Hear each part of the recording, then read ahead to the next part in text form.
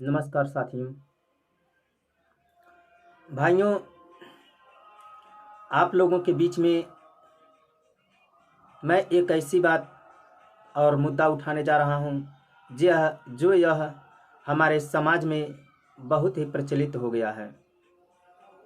जो आम जनमानस या किसी भी पदाधिकारी या अधिकारी, बहुत ऐसे घरों में ऐसी बुराइयां फैल चुकी हैं जो हमारे गांव के तरफ, हमारे शहर के तरफ हर व्यक्ति, हर एक नौजवान जानते हुए भी अनजान बन रहा है। वह बुराइयां आखिर क्या है, उसी बुराइयों पर मैं आप लोगों के बीच में चर्चा कर रहा हूं। भाइयों,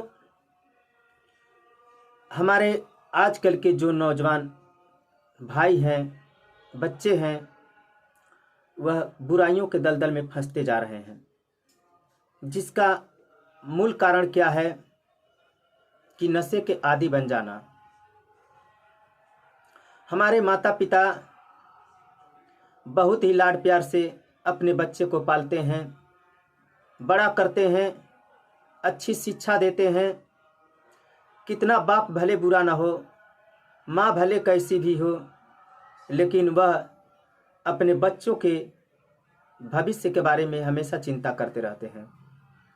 इसीलिए कहा गया है, माता पिता भले कई बुराइयों से भरे हुए हैं, लेकिन वो कभी नहीं चाहेंगे कि हमारा बेटा एक बुरा आदमी बने।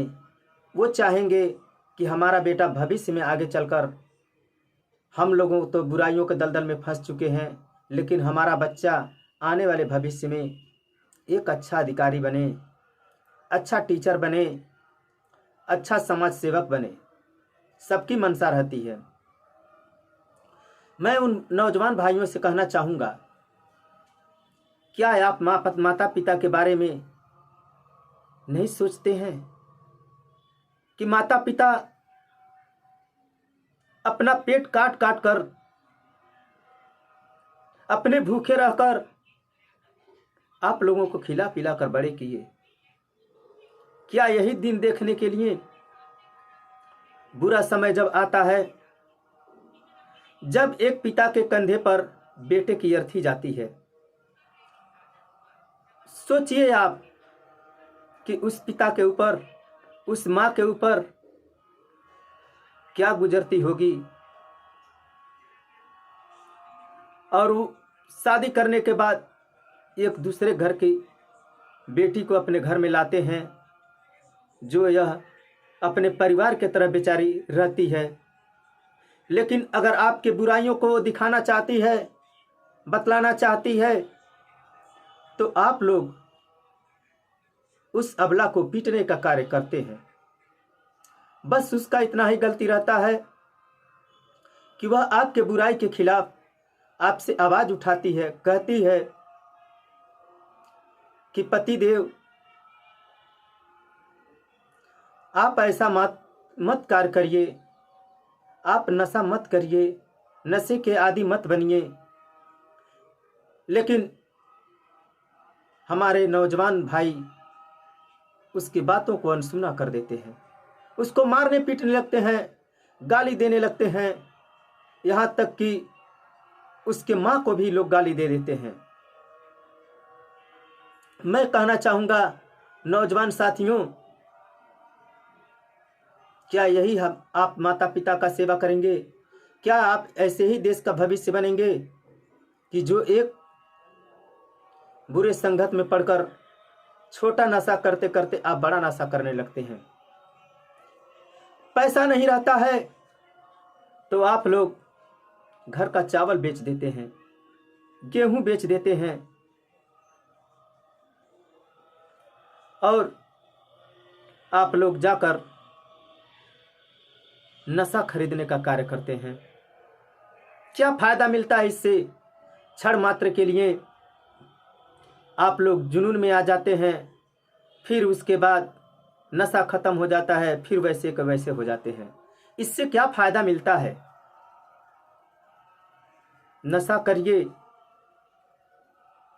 लेकिन नशा करिए उस चीज का जो समाज सुधारने का नशा हो, समाज की सेवा करने की नशा हो, माँ बाप की सेवा करने की नशा हो, और पत्नी को जिस घर में लाए हैं उसके कपड़े, उसके गहने, उसके दर दवाई का नशा हो, ये नशा करिए।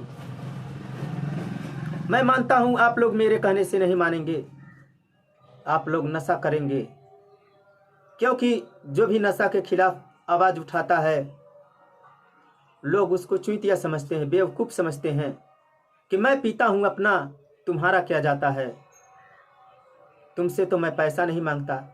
लेकिन ऐसा नहीं भाइयों, कोई बुजुर्ग अगर आप लोगों को ऐसा शिक्षा देता है कि बेटा नशा मत करो, भविष्य खराब हो जाएगा, तो आप लोगों को उसके बातों का उल्टा जवाब नहीं देना चाहिए। उससे कहना चाहिए चाचा आपने बहुत ही अच्छा बात कहा, मैं आपकी बातों का सराहना करता हूँ कि कोई बुजुर्ग व्यक्ति हमसे ये बात कहा कि हम नशा ना करें, तो आप बहुत अच्छा कार्य कर रहे हैं। लेकिन नहीं, आप लोग उस बुजुर्ग व्यक्ति को डांट देते हैं, फटकार देते हैं। तभी हमारे बुजुर्ग आदमी किसी भी भाई को, किसी के बच्चे को कुछ कहने से कतराने लगता है कि भाई वो उसकी मर्जी जैसे करता है वो करने दो, क्योंकि मेरे कहने से वो तो मानेगा नहीं। लेकिन भाइयों, विचार करने की बात है, क्योंकि आप जानते होंगे, आप भी जानते हैं कि नशा नाश की जड़ होती है। हर एक चीज़ पे लिखा होता है कि स्वास्थ्य के लिए हानिकारक, लेकिन फिर भी लोग नहीं मानते हैं।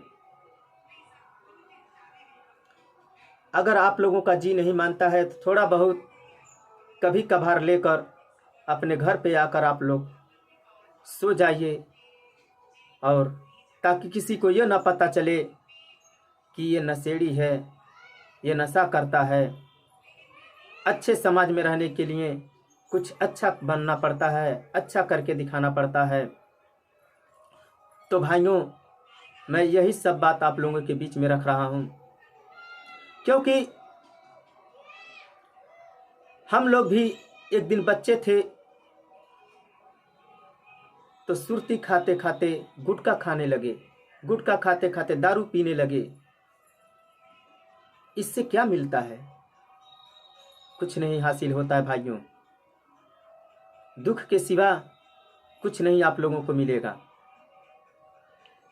लेकिन आज मैं नशे पर इतना जोर क्यों दे रहा हूँ? क्योंकि मैं खुद पहले करता था, लेकिन मेरे मन में विचार आया, मेरे पत्नी ने मुझको डांटा, समझाया कि आप इससे क्या हासिल कर लेते हैं। आप अपने बच्चे के मुंह को देखिए कि ये बच्चे कैसे पढ़ेंगे लिखेंगे जब आप नशे के आदी बन जाएंगे। फिर मैं सोया और अपने अंदर अंदर विचार किया कि मेरे पत्नी का कहना सही है, मैं नशा नहीं करूँगा। उसी दिन से भाइयों मैं नशा को छोड़ दिया। इसलिए आप लोगों के बीच में यह बात रख रहा हूँ। भाइयों, अब इन्हीं सभी बातों के साथ मैं अपने वाणी को विराम देता हूँ। मैं क्या कहूँ, ज़्यादा समझाने की ज़रूरत नहीं, खुद आप लोग समझदार हैं। जय हिंद, जय भारत, वंदे मातरम, भारत माता की जय।